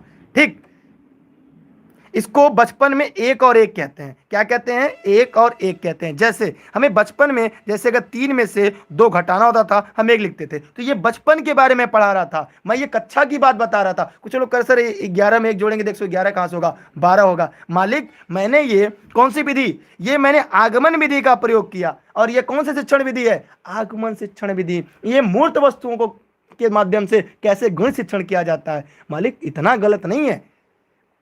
गुप्ता जी ध्यान दीजिए इस बात को। मैंने यहां पे क्या किया, 1 2 मैं बोल रहा था, क्या 2 में 1 जोड़ रहा था। ठीक है, मैं आगे बढ़ रहा हूं अगले प्रश्न की तरफ। ये यहां जौनपुर में क्लास चलती है और घर बैठ के पूरे प्रदेश में कहीं से पढ़ सकते हैं। क्लास कैसी लग रही है कमेंट करके जरूर बताइएगा। ये फेसबुक पेज पे e learning with Durgesh, YouTube channel e learning with Durgesh पर लाइव है। चलिए अगला प्रश्न क्या है, यहां पर देखिएगा, कक्षा 3 के विद्यार्थियों को लंबाई की विभिन्न इकाइयां पढ़ाने के लिए शिक्षक, माने आप शिक्षक हैं, सामग्री कक्षा में लेकर जाएगा। यूट्यूब पर डेली क्लास चलती है लर्निंग विद दुर्गेश पर। सभी लोग फटाफट बताएं। डेली क्लास के लिए देखिए 5:30 बजे से जूनियर की साइंस और मैथ की सीरीज, इंग्लिश की, और फिर 7 बजे से मेरी क्लास चलती है जहां पे पर्यावरण शिक्षण, गणित शिक्षण, हिंदी शिक्षण। फिर 8:30 बजे से सीडीपी शिक्षण। ठीक है, फिर 9:30 बजे से जीएस, फिर 10:30 बजे से संस्कृत, 10:30 बजे से फिर संस्कृत। ठीक है, ये रूटीन है आपका। ये टेलीग्राम पे लिंक मिलेगी। यहां पर आपको बताना है इस प्रश्न का उपयुक्त विकल्प क्या होगा। सभी लोग फटाफट कमेंट करें। देखिए सवाल का जवाब दिया करिए यार, सभी लोग दिया करिए। देखिए कुछ लोग आएंगे तुरंत चले जाएंगे, लेकिन कुछ लोग को ये नहीं, जब तक वो रुकेंगे नहीं। देखिए व्यक्ति की पहचान उसके व्यक्तित्व से होती है, उसके पहनावे से नहीं। अब उसे देखकर 2 मिनट की क्लास में मेरा एनालिसिस नहीं कर सकते मैं कैसा पढ़ाता हूं। आपको उसके लिए कम से कम एक क्लास को तो पूरा पढ़ना ही पड़ेगा। देखिए कक्षा 3 के विद्यार्थियों को लंबाई की विभिन्न इकाई पढ़ाने के लिए शिक्षक निम्नलिखित सामग्री कक्षा में लेकर जाएगा। क्या क्या? विभिन्न इकाइयों वाले रूलर। देखिए इकाई वाले रूलर पहले नहीं ले जाएगा, पहले वो बताएगा कौन लंबा है, राम कि श्याम कि सीमा कि सीता, ऐसे बताएगा। और नापने वाली पट्टी जो वास्तुकार द्वारा प्रयोग में लाई जाती है, भैया उसको पैमाना नहीं पढ़ाना है। पहले अगर बताइए कक्षा 3 के बच्चों को पैमाना पढ़ा देंगे, पैमाना में एकदम नाप वाला, तो भगने लगेगा। हमें कौन सी टेप का यूज करना है जो बच्चा रोज देखता है। बच्चा कौन सा टेप रोज देखता है कमेंट करके बताइएगा। हमें ऐसा टेप का यूज करना है जो बच्चा प्रतिदिन देखता है। ठीक है, देखिए यहां पे क्या होगा बताइए। आइए हम आगे बढ़ते। देखिए मैं सभी को स्पष्ट करूंगा। अब देखिए यहां पर देखिए नापने वाली टेप जिसकी एक तरफ सेंटीमीटर दूसरी तरफ मीटर हो, फिर विभिन्न इकाइयों का समय चार्ट, सेंटीमीटर वाला कर। अब चारों विकल्प को देखने के बाद यह लग गया कि इस प्रश्न का उत्तर क्या होगा, ए इसका सही है। क्यों? हमें कब पता चला? जब हमने चारों को पढ़ा। कैसे? आइए एक एक करके देखते हैं। देखिए कक्षा 3 का जो बालक होगा वो लंबाई की विभिन्न इकाई जैसे फुट, मीटर आदि के जानकारी के लिए सबसे उपयुक्त जो सामग्री होगी वो क्या होगी? मिट्री छड़, वास्तुकार द्वारा प्रयोग में लाई जाने वाली फट्टा, माने ऐसी छड़ जो बच्चा अपने आसपास देखता हो। मतलब यहां पर सेंटीमीटर जो एक तरफ मीटर में हो, बच्चा वो कहां से जानेगा? Metre centimetre. फिर विभिन्न इकाइयों का संबंध चार्ट जैसे milli centi decigram, deca hecto kilogram, milli centi decimetre, deca hecto kilometre, milli centi decigram, deca hecto kilogram. बेचारा कहां से रट्टा मारेगा? वो तो हम रट्टा मार रहे हैं ना। सेंटीमीटर रूलर ये भी नहीं होगा। तो मैंने आपको ये बताया कि प्रश्न को देखने के बाद आपको समझना पड़ेगा। हम गलत करवाए नहीं, हम आपको समझाना चाह रहे थे। मेरा उद्देश्य आपको समझाना था। परीक्षा में आप ऐसी गलतियां ना करिएगा, तथ्य को समझिएगा, तभी आपके कॉन्सेप्ट क्लियर होंगे। ठीक है, इसलिए इस प्रश्न का उत्तर क्या होगा? ए इसका राइट आंसर होगा। मैं घुमा दे रहा हूं लेकिन आप अपने विकल्प पे अडिग रहा करिए। ठीक है, मैं आगे बढ़ रहा हूं अगले प्रश्न की तरफ। कोई दिक्कत?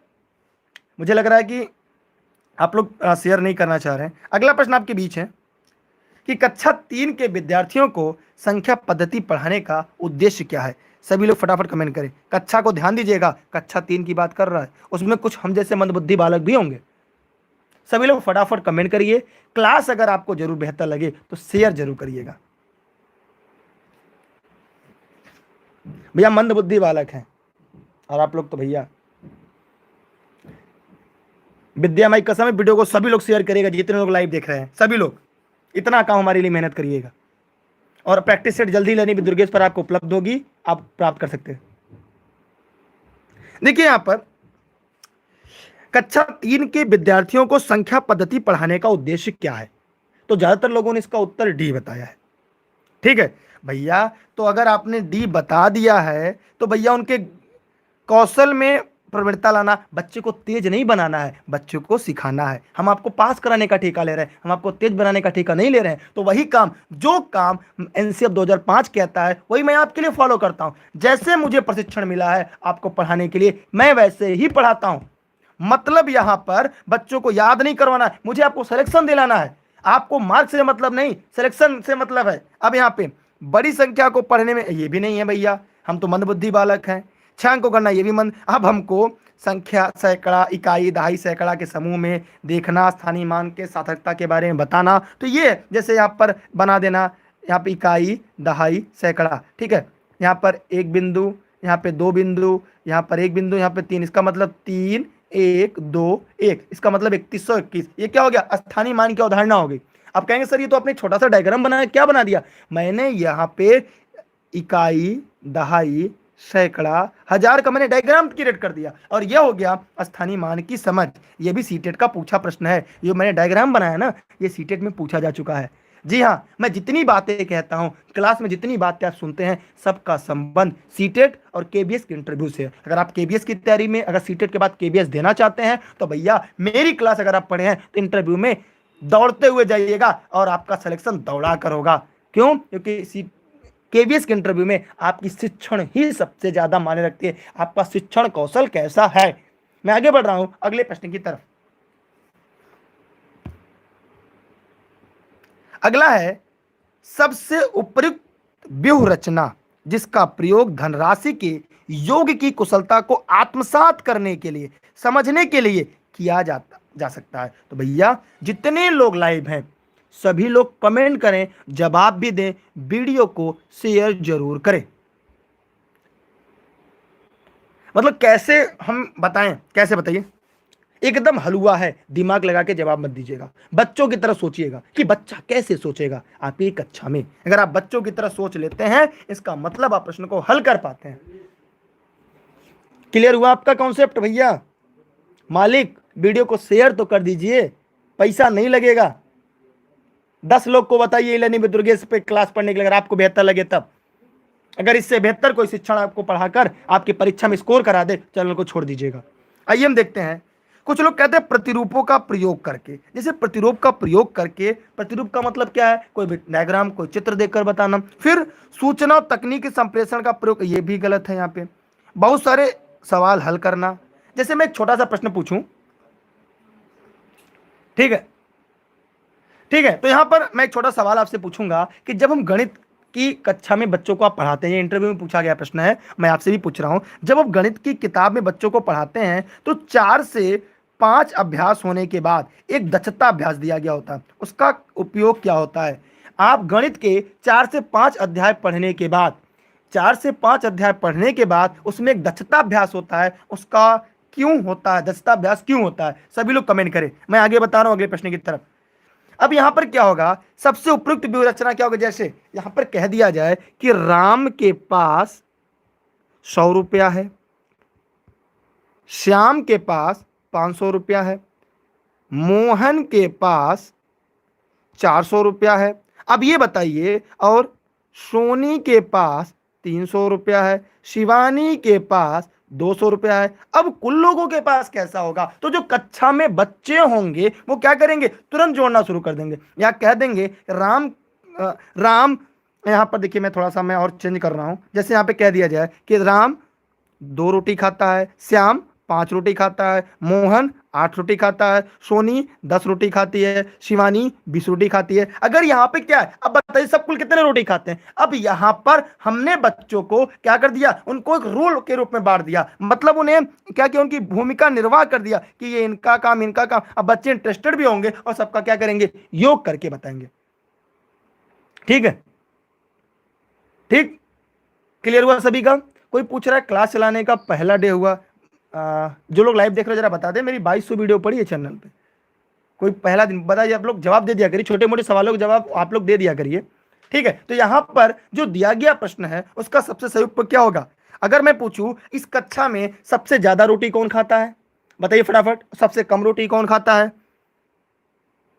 कौन दूसरे स्थान पर है जो सबसे ज्यादा रोटी खाता है? तो आप कहेंगे सबसे ज्यादा रोटी शिवानी खाती है, सबसे कम राम खाता है, उसके बाद दूसरे स्थान पर सोनी खाती है, सबसे कम दूसरा कौन खाता है? श्याम खाता है। तो ऐसे कर कर आप क्या कर सकते हैं? प्रश्नों के जवाब दे सकते हैं। मैं आगे बढ़ रहा हूं अगले प्रश्न की तरफ।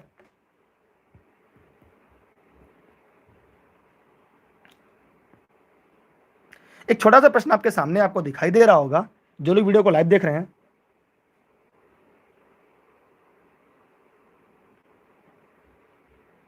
देखिए यहां पर है कि एक शिक्षक आधार 10 और स्थानीय मान की संकल्पना का विकास करते समय कक्षा में निम्नलिखित पहेली का प्रयोग करता है। मैं 8 दहाइयों और 4 इकाइयों से कम हूं। इस गतिविधि का उद्देश्य क्या है? मैं 8 दहाइयों और 4 इकाइयों से कम हूं। इस गतिविधि का प्रमुख उद्देश्य क्या है? तो जितने लोग इस वीडियो को लाइव देख रहे हैं, सभी लोग इस प्रश्न का जवाब देंगे। सभी लोग फटाफट कमेंट करेंगे, कमेंट करके जवाब देंगे।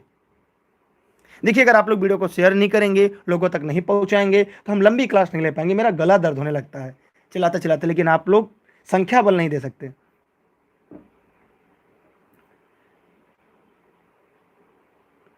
चलिए सभी लोग वीडियो को जवाब दीजिए। देखिए यहाँ पे सबसे ज्यादा लोग डी बता रहे हैं, पेपर डी और चौथा। अच्छा ठीक है, आइए मैं देखता हूं एक एक करके।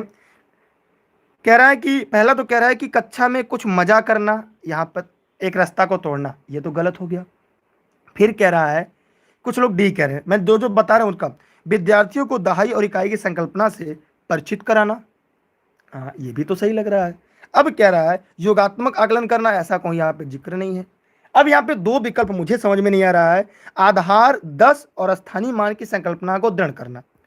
अब जैसे यहाँ पर है कि 10 इकाइयां और 4 इकाइयों से कम हो, माने 8 दहाइयों और 4 इकाइयों से कम हो, और 10 के स्थानीय मान की संकल्पना का विकास करते समय वो 8 दहाइयों, माने 8 में कितना 10 है तो गुणे ये 10 करेंगे, माने 10 कितनी बार है? 8 बार है। माने ऐसे प्रश्न के लिए बच्चों को इकाई दहाई की संकल्पना नहीं है। ठीक है, यहां पर क्या होगा? इसका उत्तर दूसरा सबसे सही होगा। ठीक, तो यहां पर याद रखिएगा 10 और स्थानीय मान की संकल्पना दृढ़ करना, माने अगर आधार 10 है तो उसकी जो संकल्पना है उसको कैसे किया जाए। यहां पर इकाई और दहाई नहीं, क्योंकि यहां पर देखिए स्थानीय मान की बात का है। प्रश्न को एक बार गौर से देखिए, प्रश्न में पहले ही स्थानीय मान की बात कह दिया है। ठीक, प्रश्न में पहले ही स्थानीय मान की बात कह दिया है। क्लियर? इसलिए इस प्रश्न, यहां पे ध्यान दीजिए, प्रश्न में क्या कहा है? स्थानीय मान की संकल्पना की बात कर रहा है। बात को समझिए, प्रश्न को ध्यान से समझिए। क्लियर हुआ? बताइए, क्लास खत्म होने के बाद बाकी के फालतू प्रश्न पूछिएगा। अभी केवल गणित शिक्षण, पर्यावरण शिक्षण, हिंदी शिक्षण के अलावा कोई भी प्रश्न 1000 बार टाइप करेंगे आपको जवाब नहीं मिलेगा, क्योंकि क्लास पढ़ाते समय हम किसी भी बाहरी चीजों का जिक्र नहीं करते क्लास में। इसलिए इसका उत्तर क्या होगा? बी या दूसरा सही होगा, इसलिए यहां पे ये गलत होगा। अगला प्रश्न आपके सामने शायद आपको दिखाई दे रहा होगा, यहां पर योग व्याकरण पर आधारित, व्याकरण का मतलब घटाना होता है, लिख लीजिएगा, कुछ लोग नहीं जानते होंगे, एक नई शब्दावली मिली होगी, घटाना। योग और व्याकरण पर आधारित शब्दों में दिए गए सवालों को हल करने के लिए विद्यार्थियों की दक्षता का आकलन करने के लिए आकलन के शीर्षक क्या है? सभी लोग फटाफट कमेंट करें और जवाब दें। सभी क्लास की जो टाइमिंग है वो सबसे पहले आपको टेलीग्राम पे दी जाती है, जहां पर आपको दुर्गेश सर सर्च करना होगा बिना स्पेस के, या इस वीडियो के डिस्क्रिप्शन में जाकर वहां से जुड़ जाइए, या अबाउट में जाकर वीडियो के वहां से जुड़ सकते हैं। यह वीडियो हमारे Facebook page e learning with Durgesh, YouTube channel e learning with Durgesh पर लाइव चल रही है। ठीक, दूसरी बात, ऑनलाइन क्लास और नोट्स के लिए 6306344367 पर व्हाट्सएप कर घर बैठे आप सीटेट की नोट्स प्राप्त कर सकते हैं, शिक्षक भर्ती के नोट्स प्राप्त कर सकते हैं। केवीएस की जल्दी क्लास आपके लिए भी शुरू होने वाली है सीटेट के बाद। तो यहां पर आप लोग फटाफट सवाल का जवाब दीजिए, क्या होगा? ठीक है, जवाब जरूर दिया करिए। ठीक, खाद्य जाल में ऊर्जा का प्रवाह किसी ने पूछा है, भैया ये शिक्षण है, पर्यावरण शिक्षण है। सभी लोग फटाफट बताइए क्या होगा। ये जल्दी से कमेंट करिए, आप लोग जवाब दीजिए। यार आप लोग प्रश्न का जवाब नहीं देते, आप गलत। देखिए सभी लोग डी डी बता रहे हैं, और लोग बताइए, सभी लोग बताइए, बताइए बताइए, एक दिशी होता है, बहुदिशी होता है, बताइए सभी लोग। प्रश्न किसी का आया है, बताइए सभी लोग। किसी ने पूछा है कि खाद्य जाल में जो ऊर्जा का प्रवाह होता है कैसा होता है।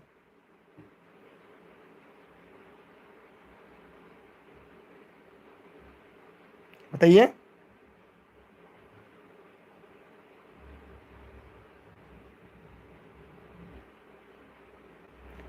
चलिए उनका जवाब देते रहिए और मैं भी बता रहा हूं। चलिए ठीक है, फटाफट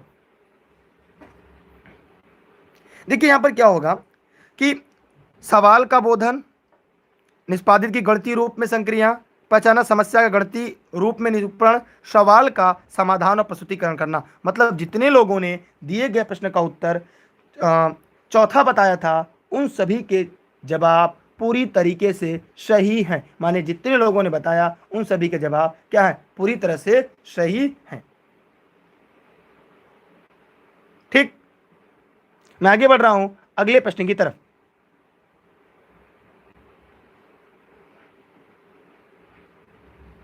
चलिए अगले प्रश्न की तरफ बढ़ रहा हूं। छोटा सा प्रश्न है आपके सामने, शायद उम्मीद करते हैं ये आज आपका। यहाँ पर एक ग्रिड दिया गया है, शायद आपको ग्रिड दिखाई दे रहा होगा। यहाँ पर एक ग्रिड दिया गया है। अब इस ग्रिड को पहले ध्यान से देख लीजिएगा। सभी लोग फटाफट पहले कमेंट भी किया करिए और जवाब भी दिया करिए। बताइए।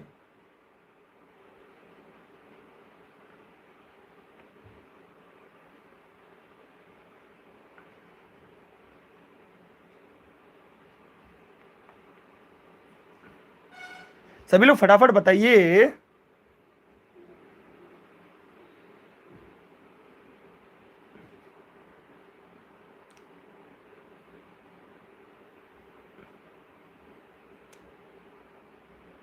देखिए विभिन्न दिशाओं में होता है, क्या होता है, विभिन्न दिशाओं में होता है। चलिए मैं अभी आगे बता रहा हूँ। एक दिशी बहुदिशी में मैं अंतर डायग्राम बना के क्लियर कर दे रहा हूँ। पहले यहाँ पे दिए गए प्रश्न का उत्तर बताइए, जो लोग वीडियो को लाइव देख रहे हैं सभी लोग फटाफट।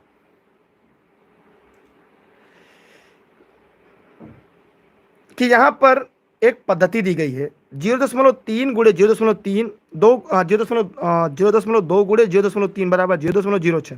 इस पद्धति द्वारा जो सुश्री रीना है, सुश्री माने रीना जो है वो क्या बताना चाहती है।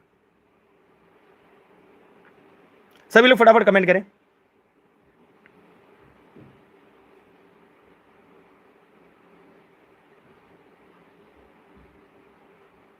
देखिए प्रक्रमशील ज्ञान पर सबसे ज्यादा बल दे रही है और संकल्पात्मक ज्ञान पर कम। समस्या समाधान कौशल के विकास पर बल दे रही है, सीखने के परंपरागत उपागम का प्रयोग कर रही है। संकल्पनात्मक ज्ञान और समस्या समाधान पर ज़्यादा बल दे रही है तथा प्रक्रमशील ज्ञान पर कम। देखिए यहाँ पर अगर हम प्रश्न को ध्यान से देखें तो जो यहाँ पर रीना ने दशमलव की गुणन संकल्पना का शिक्षण करने के लिए ग्रिड गतिविधि का प्रयोग है, उसका एक नमूना दिया गया है। और इस नमूना में यहाँ पर देखिएगा इनका गुणा जब इनसे किया गया तो यहाँ पर यह प्राप्त हो गया, और जब ये प्राप्त हुआ तो जो रीना है, सुश्री रीना जो है, वो अपनाई गई जो पद्धति से संकल्पनात्मक ज्ञान और समस्या समाधान पर बल दे रही है। माने यहाँ पे क्या होगा, समस्या भी आ रही है, उसका समाधान भी हो रहा है। माने संकल्पनात्मक ज्ञान और समस्या समाधान पर बल दे रही है, लेकिन जो प्रक्रमशील ज्ञान है पर कम, क्योंकि यहाँ पे जो प्रक्रम है लगाने का, हल करने का जो तरीका है यहाँ पर, उस पर कम दे रही है। और यहाँ पे सामान्य विधि का प्रयोग नहीं किया जा रहा, यहाँ पे कोई सामान्य विधि नहीं है। ठीक, जो सामान्य विधि नहीं है, इसलिए अब आपको बताना है कि दिए गए प्रश्न का सबसे उपयुक्त विकल्प क्या होगा। तो यहां पर आपने देखा इस प्रश्न का उत्तर जो होगा वह ए इसका राइट आंसर होगा। माने जितने लोगों ने इस प्रश्न का जवाब ए बताया है उन लोग का जवाब ए सही है। ठीक, मैं आगे बढ़ रहा हूं अगले प्रश्न की तरफ। खाद्य श्रृंखला खाद्य जाल दो होता है, ठीक है। एक खाद्य श्रृंखला होता है और एक खाद्य जाल होता है, दोनों में अलग अलग होते हैं। ठीक, चलिए मैं आगे बढ़ रहा हूं अगले प्रश्न की तरफ।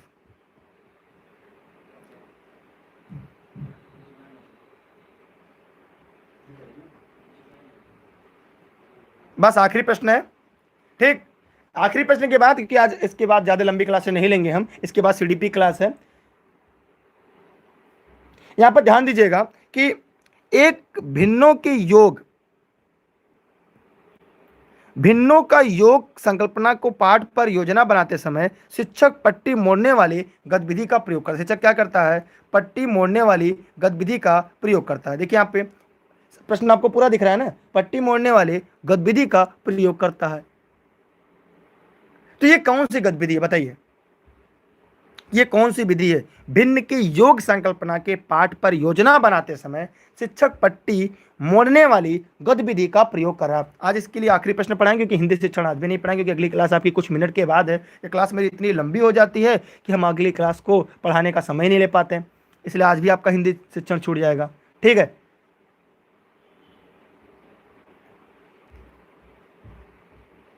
सभी लोग फटाफट कमेंट करें, कमेंट करके जवाब दें। और देखिए सभी लोग टेलीग्राम पे दुर्गेश सर सर्च करके ई लर्निंग विद दुर्गेश पर जुड़े रहें। मैं प्रैक्टिस सेट की सीरीज से न कराकर मैं आपको एनसीईआरटी का हल देता हूं। मतलब जो मैंने एनसीईआरटी में या जब मेरा स्वयं का ज्ञान है, जो शिक्षण के लिए, जो अध्यापक के लिए आप मुझे पढ़ते हैं, उसके आधार पर मैं आपको पढ़ाता हूं। तो भैया उस तरह अगर आपको पढ़ना है, ई लर्निंग पे दुर्गेश पर जुड़े रहिएगा। ऑनलाइन क्लास के लिए 6306344367 पर एनसीईआरटी क्लास की नोट्स घर बैठे प्राप्त कर सकते हैं और पेड क्लास ज्वाइन कर सकते हैं, जैसा भी आप चाहें। यहाँ पर देखिए मैं आपको एक करके बता रहा हूँ। देखिए शिक्षक द्वारा जो अपनाई गई विधि है, ये विषय वस्तु की पहले गतिविधि है। जो हमारी विषय वस्तु है उसके पहले की ये गतिविधि है। कैसे? विषय वस्तु की पहले की ये गतिविधि है। गतिविधि कहाँ से? विषय वस्तु की पहले है।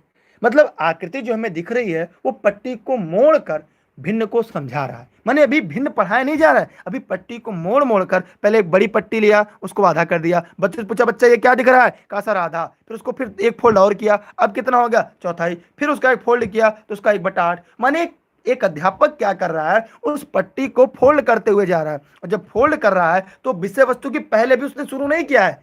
अब यहां पर इस प्रश्न का उत्तर क्या होगा? वह होगा ए, इसका राइट आंसर होगा। सॉरी, ये नहीं होगा, विषय वस्तु की पहले है ना, ये इसका उत्तर, चौथा इसका राइट आंसर होगा। यहां पे चौथा इसका सही जवाब होगा, ठीक। क्लियर हुआ? यहां पर डी का राइट आंसर होगा। मतलब पहले बच्चों को ये जैसे ये कह दिए कि बताइए राम कितनी रोटी लाया, एक रोटी निकाला, उसके एक टुकड़ा काट दिया आधा। कहा कितना हुआ? कहेंगे सर 1/2, आधा आधा हो गया, एक में 2 हुआ। फिर क्या करेंगे? यहां से फिर काट दिया। कहा सर अब कितना हुआ? कहेंगे सर 1 में 4 टुकड़ा हुआ। फिर क्या करेंगे? इसको यहां से और काट देंगे। कहेंगे अब कितना हुआ? कहेंगे सर 1 में 8 हुआ। तो अभी क्या हुआ? अभी भिन्न पढ़ाने की पाठ योजना बनाने की जो विधि है वो विषय वस्तु के पहले है।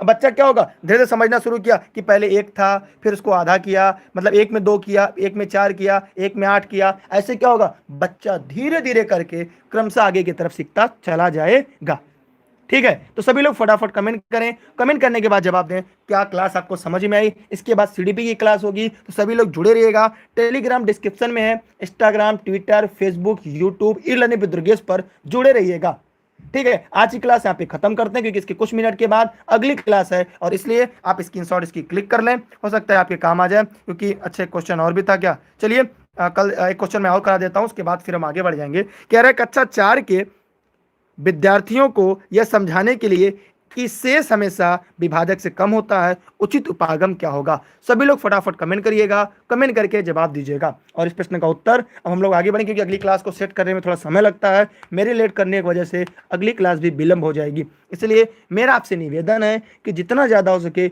वीडियो को शेयर करिए, लोगों तक पहुँचाइए। बस बहुत बहुत धन्यवाद। इस क्लास की उत्तर, प्रश्न का उत्तर हम अगले क्लास में आपको देंगे। यहाँ पर इसका उत्तर तीसरा होगा, क्यों होगा वो हम आगे बताएंगे, ठीक है। बहुत बहुत धन्यवाद। यूपी टेट के लिए नहीं है, केवल सीटेट केवीएस की अगर आप तैयारी कर रहे हैं उसके लिए है। बहुत बहुत धन्यवाद आपको। अगर अभी तक आपने वीडियो को लाइक और शेयर नहीं किया तो शेयर कर दीजिएगा। फिर मिलते हैं अगली क्लास के लिए, तब तक के लिए बहुत बहुत धन्यवाद। Best of luck. जय हिंद, जय भारत, वंदे मातरम। वीडियो को शेयर जरूर करिएगा, ठीक है। चलते हैं तब, बाय बाय। फिर मिलते हैं अगली क्लास में। जुड़े रहिएगा टेलीग्राम पे, बिना स्पेस के दुर्गेश सर्च करके लेनी भी दुर्गेश। हाँ, एमपी टेट के लिए भी महत्वपूर्ण है ये, ठीक है, क्योंकि वहां पे 15 नंबर की पेडागोगी की जो है सीरीज वो है। चलिए एकता जी बहुत बहुत धन्यवाद आपका। मनीष जी जय हिंद।